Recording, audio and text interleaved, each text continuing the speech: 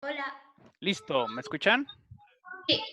Perfectísimo. Creo que ya no tuvieron dificultades con el streaming, ¿verdad? Así sin el video.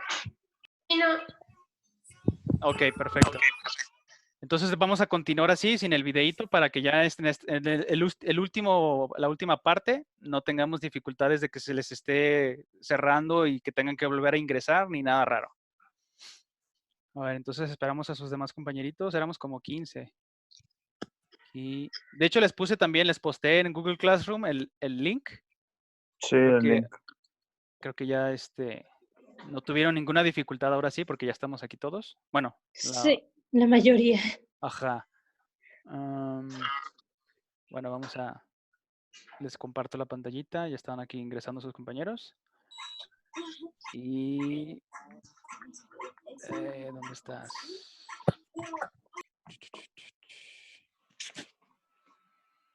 Reuniones, tareas. Aquí. Perfecto. ¿Y a todos estamos viendo nuevamente la tarea? Sí. Ok, excelente. Entonces, en lo que se terminan de conectar sus compañeros, vamos a hacer una rápida recapitulación. Vamos aquí desde los acontecimientos más importantes del Paleolítico. Les decía que las bioregiones son las partes en las que dividimos, o en biología, bueno, se divide el planeta Tierra para facilitar la distribución de las especies. Entonces, en el caso de América, es el único continente que tiene dos divisiones, dos partes o dos bioregiones. En la parte de lo que se le llamaría, nosotros le decimos Arido América, es decir, la parte norte de México hasta Alaska, y Groenlandia también. Toda esta región se le conoce como la bioregión neártica. Es porque la región ártica nueva, y acá acuérdense de Paleos, Paleos es la más vieja, Paleártica, donde se distribuyen los osos, más antigua, Neártica, donde están los osos más nuevos, digo, por decirlo de alguna manera para diferenciarlo. Entonces la región neártica, aquí por esa razón es que los Homo sapiens llegan a región neártica. Es decir, una vez que ya atravesaron todo el mar congelado y llegaron al Norteamérica y ya se empezaron a distribuir por todo Sudamérica, y lo que es Sudamérica se le considera como la región neotropical. Acá es la afrotropical. Y acá la Indomalaya, paleártica, que es la más grande de todas las regiones, la región paleártica. Y el único continente que tiene es un solo continente y una sola región, ¿cuál se imaginan que es? La Antártida. Entonces, ¿qué dijimos que significaba ártico y antártico? Con osos y sin osos. Exactamente, de ahí proviene precisamente la definición. Ok, entonces déjenme checar cuántos compañeritos estamos. 12. Creo que ya somos todos, ¿no? Dijimos éramos como 15. Entonces vamos a continuar. Ya es nada más la última parte. Aquí decíamos, así la megafauna del Pleistoceno. De acuerdo con la antropología, ¿qué se le conoce como la revolución del Neolítico? Me le pueden completar diciendo que se encuentran herramientas complejas. Vamos a ponérselo. Se encuentran herramientas complejas. ¿Está Eric? Déjenme checar. Todos podemos revisar en participantes, de hecho. A ver. Ni que llegaras a su casa. Hola, buenas tardes, señora. ¿Está Eric? No, no lo veo. Yo creo que ya le quedó claro lo que tenía que hacer. Digo, yo creo que la mayor duda estuvo al principio con lo de la clasificación de los primates. Pero creo que ya todos lo tenemos claro. Ya no tenemos dificultades. No, no está Eric. Pero pues Es bueno, que no me creo que. dijo. Es ¿Sí? que me está mandando un mensaje que se va a conectar, que si lo puede esperar. No Ah, está bueno. Eric, no va a salir, mija. Ahí está, mire, ya somos 14, está bien, vamos, al cabo ya tenemos toda la sesión, ya nada más faltan como 10 preguntitas y las demás son de relacionar de columnas. Entonces, pues ahí nada más, vamos a hacer un poco de tiempo. El día de mañana, rápidamente nada más, como les comentaba, los que ya estuvimos en esta sesión, mañana no se conectan a las 11, procuren conectarse a las 12. De hecho, ya como no voy a gastar tiempo en escribir las respuestas, las voy a guardar así como la estamos trabajando en este momento, para ya los demás compañeros que no han tenido esta sesión de aclaración de dudas, yo les pueda transmitir la información para que tengan todos tal cual como debe de ser, porque estos reactivos también se van a presentar en su último parcial, claro que salteados con las 90 preguntas que les comentaba.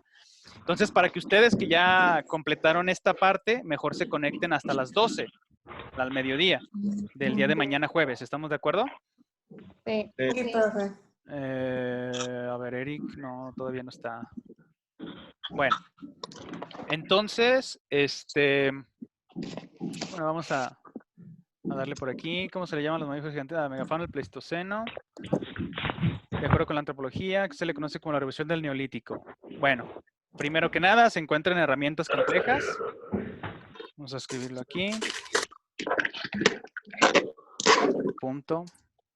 Y lo segundo más importante, por eso es la revolución del Neolítico, es el desarrollo de la agricultura y el consiguiente Bueno, comportamiento. Dígame, ¿alguien tiene alguna pregunta? ¿En cuál nos quedamos? En la 11. Daniela. En la 12. Ah, miren, ya somos 18. Sí, le dije que Eric se iba a meter. ¿Ya se metió? Ah, aquí está, mire. Ya. Bienvenido. Bienvenido a Gracias. bordo.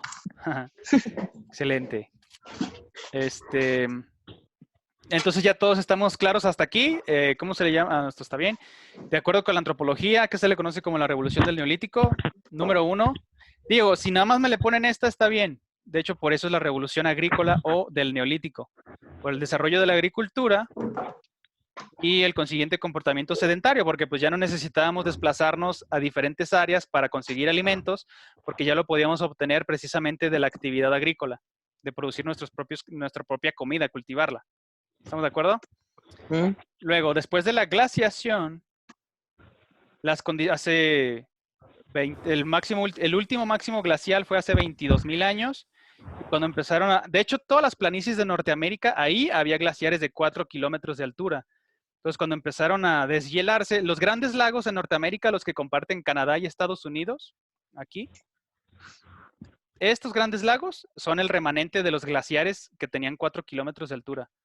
Entonces, Sí. toda esta parte estaba cubierta de hielo. Imagínense, ahí nuestros ancestros desplazándose en la superficie del hielo. 4 Entonces, todo esto, una glaciación se considera así porque cada año incrementan el grosor los glaciares, no se están deshielando. Entonces, imagínense todo ese bloque de hielo levantó el continente americano. 4 kilómetros de altura. Exacto, sí. Fíjense, hay se les voy a dejar de tarea, no es obligatorio, pero por si les gusta investigar, hay unos aquí, los remanentes de Yonaguni. Déjame se los escribo, a ver. Para que se dé una idea de cuánto bajó el nivel del mar. Yonaguni, así se escribe. ¿Todos lo estamos viendo? Yonaguni. Ajá. sí. Esto está en el Japón, actualmente lo que conocemos como las Islas del Japón, distribuido por acá, en la región paleártica. Entonces, imagínense, aquí hay unas estructuras megalíticas, es decir, son estructuras de roca tallada por nuestros ancestros Homo sapiens y se encuentran a 120 metros de profundidad en el mar. O sea, imagínense 100 metros de agua, de océano, todo eso estaba congelado y no únicamente en América, también conectó Asia y toda esta parte paleártica era un solo bloque de hielo. Entonces, imagínense, todos los años se engrosaba cada vez más lo que le llamamos la marcha de los glaciares o de los White Walkers, tipo bien Game of Thrones. Entonces, bueno, continuamos. Aquí, bueno, ya lo voy. Eso nada más es para que se dé una idea. Sí, así es, eran 4 kilómetros de hielo. Imagínense, eran montañas de hielo. Bueno, entonces, después de la glaciación, terminó hace más o menos 12,000 años. Las condiciones en Mesoamérica, ojo, decíamos que Mesoamérica se podría considerar como la región neotropical. ¿Estamos de acuerdo? Sí. Las condiciones en Mesoamérica mejoran para el desarrollo de la agricultura, es decir, cultivar nuestro propio alimento. Entonces, ¿qué cultivo domesticaron los mesoamericanos?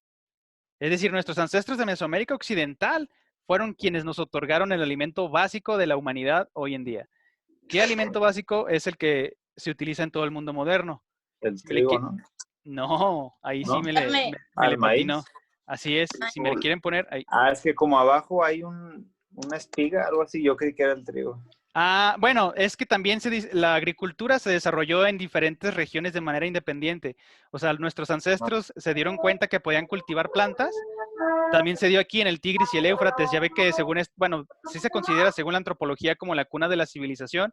Los sumerios y los anunnakis y todas esas cosas, pues se originaron aquí. Pero nosotros acá de manera independiente totalmente desarrollamos nuestro propio sistema de agricultura y nuestros propios cultivos, como en el caso del maíz, el sea maíz, que de hecho resultó ser según la cosmogonía mesoamericana, nos lo dieron los dioses y ahora resulta, curiosamente, que es el alimento base de toda la humanidad.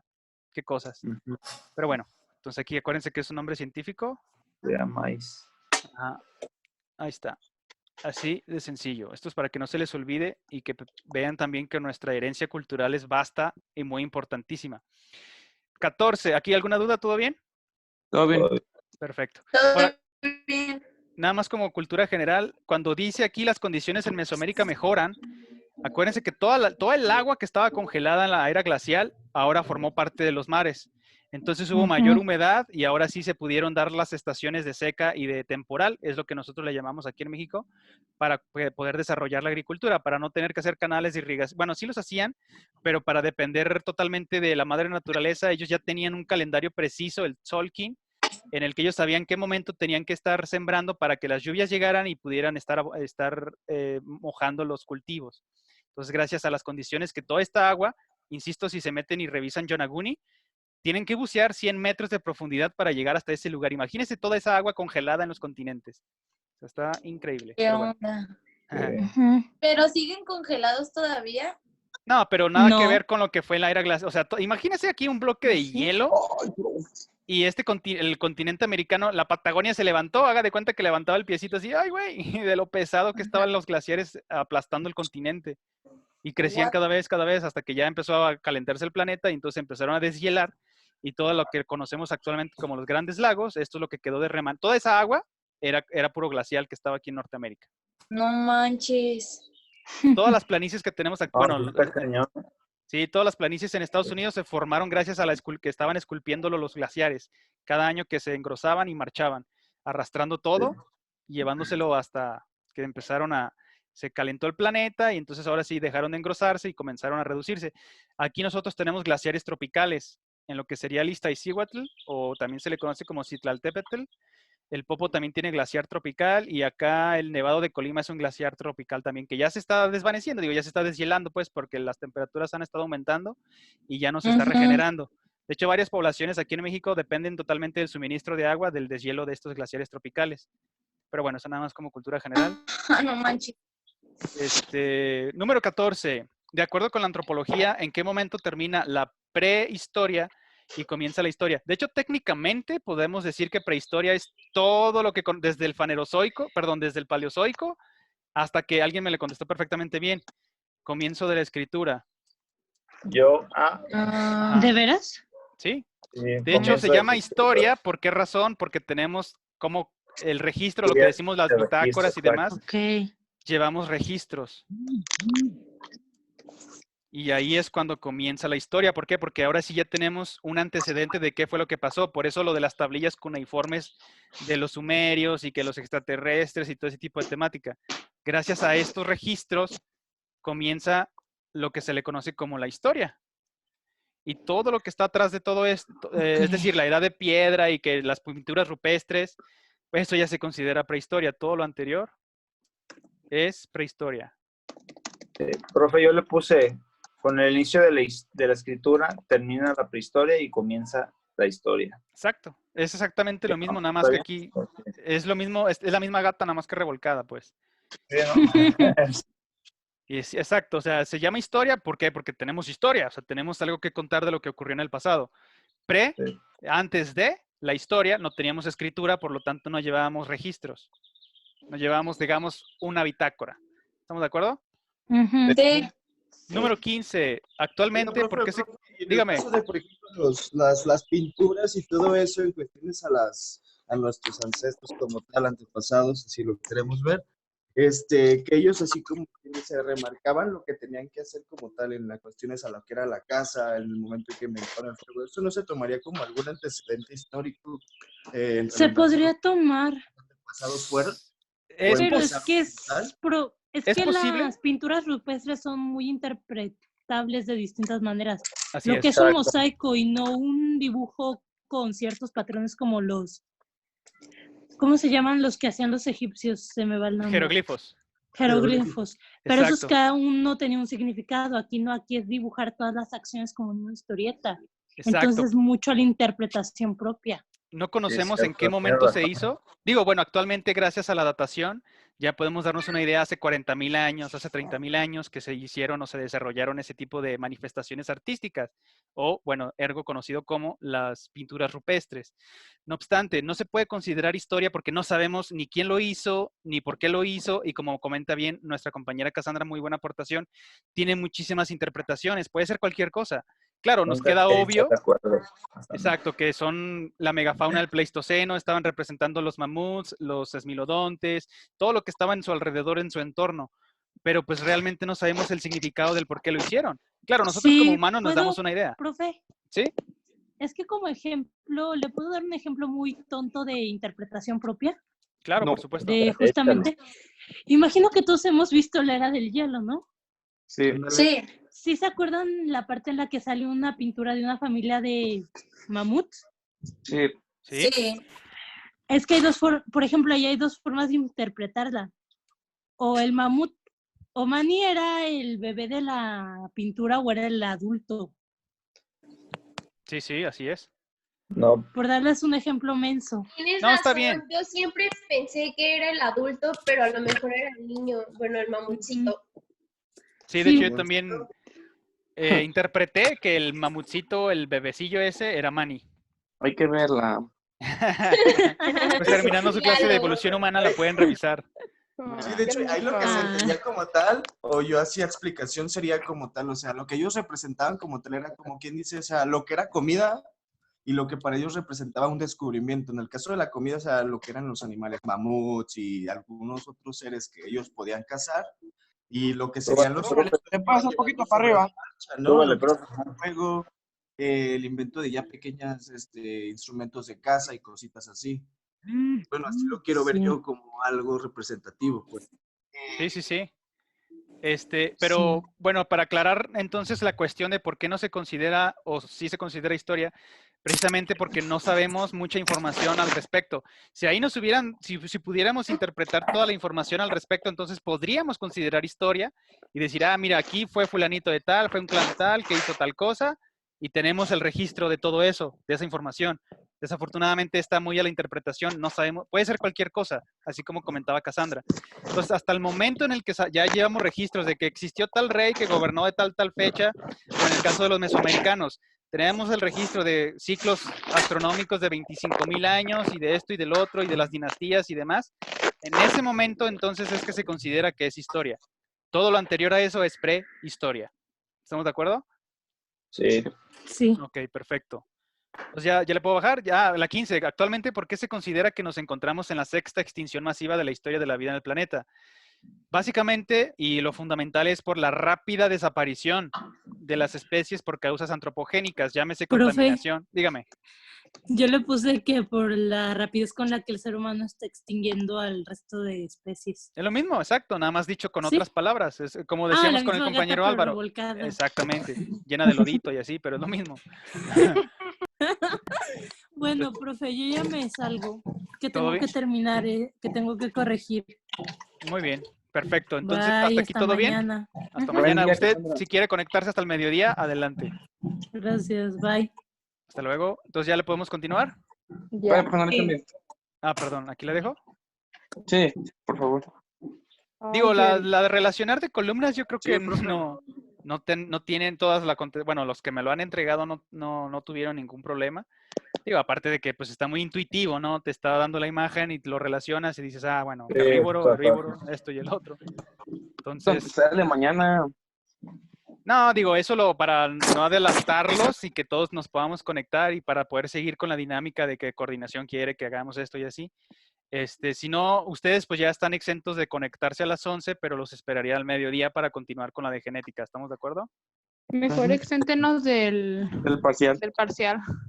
Eso Profe, sí, volvió ya no por- es mi... De hecho, si por mí fuera, yo los calificaría única y exclusivamente con su bitácora, pero pues por lineamientos y coordinación y demás, pues más bien ellos fueron los que establecieron que la mitad de su calificación sea el parcial. Eso ya no lo puedo negociar yo. Bueno, aquí Esa- rápidamente, las alianzas entre especies humanas, bueno, no hay dudas, la E, entre neandertales y sapiens.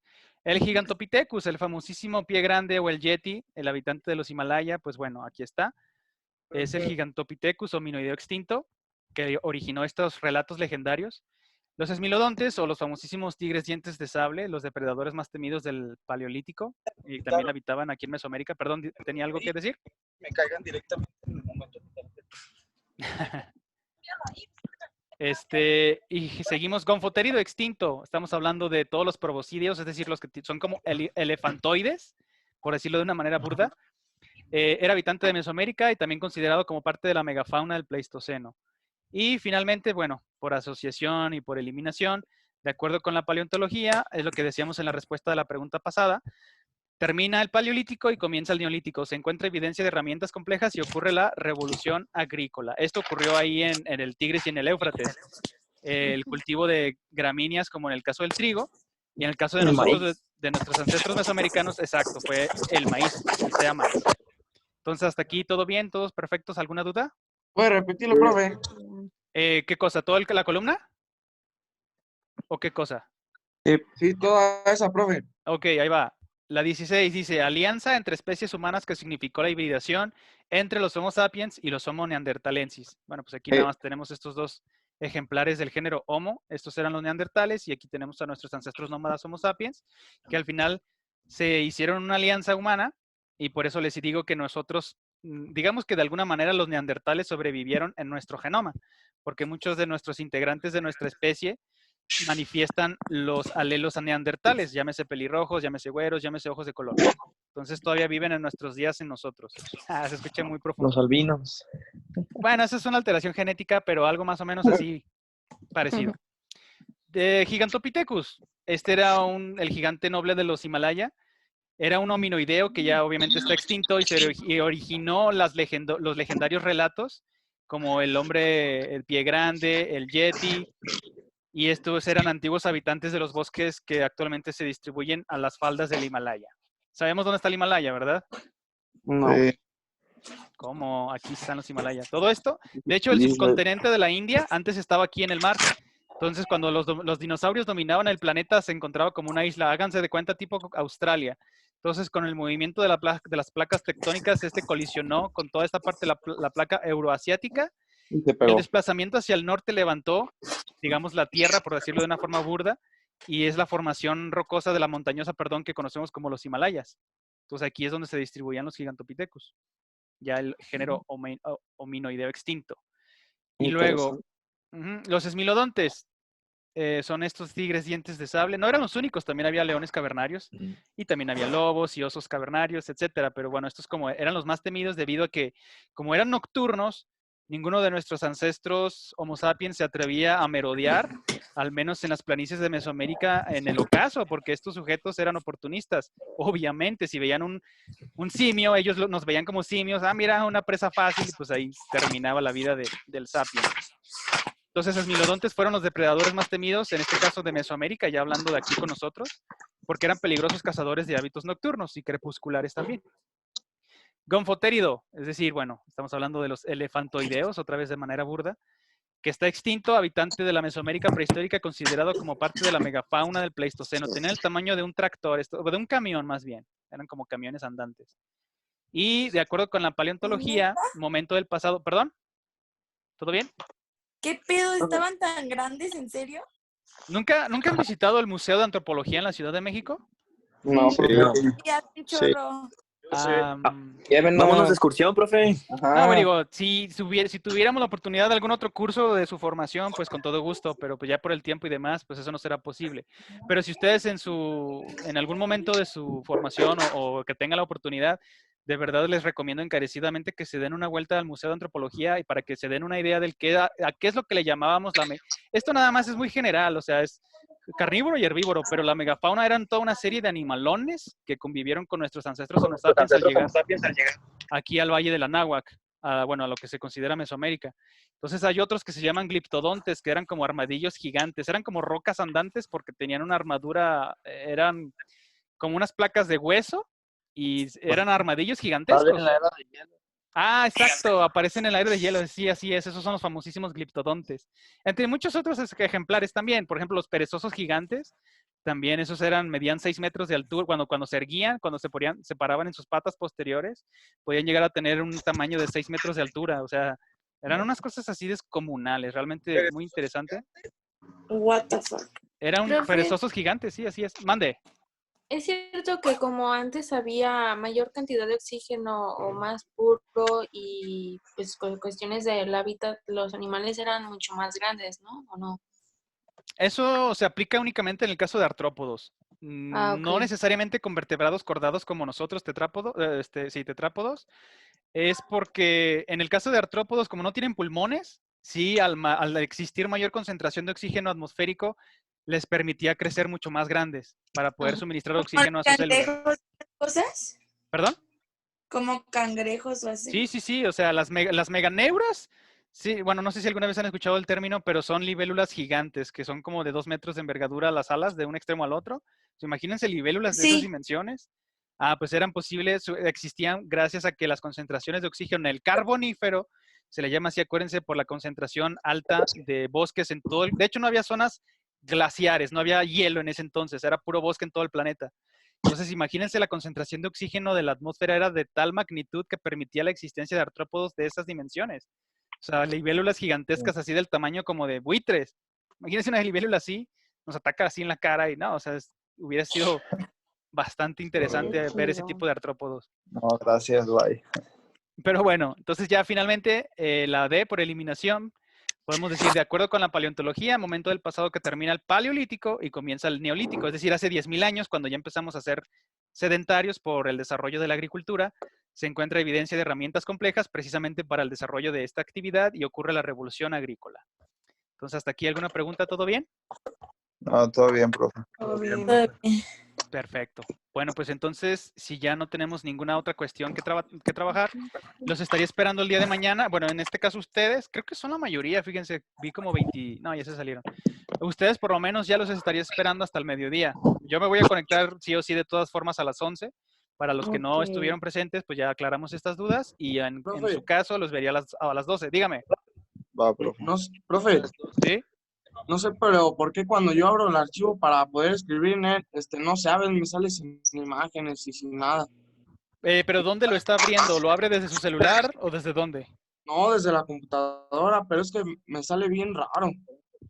Pues entonces también le envíe el archivo a su correo. Mejor diríjase directamente al archivo que recibió en su bandeja de entrada en el correo y ese sí descárguelo y trabájelo. Yo creo que le va a funcionar mejor así. Por lo mismo les di para el respaldo, tanto por Google Classroom como por su correo electrónico.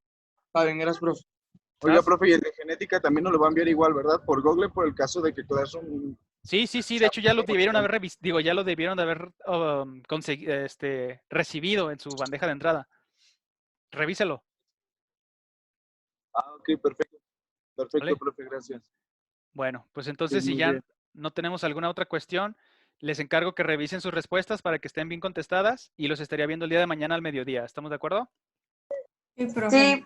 Sale pues entonces cuídense, nos vemos mañana. Gracias. Mañana, bye. Que tenga buen día, profe. Igualmente, hasta luego. Buen día. Bye.